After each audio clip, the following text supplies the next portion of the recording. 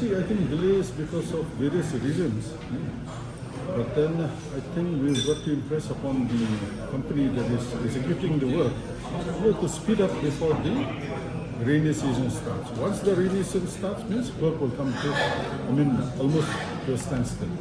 And then of course, I think during the budget session maybe I'll raise this issue in the House.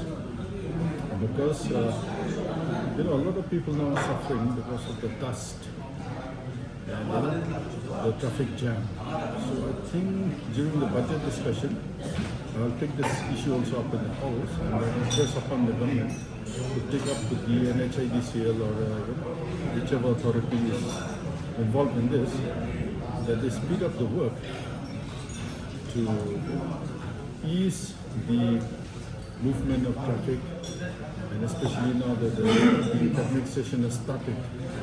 And you see when you come down, especially when you reach this Rilbong point, you reach the Adeli petrol pump point, you'll see a lot of traffic jam. I think every day, especially in the morning during the rush hour.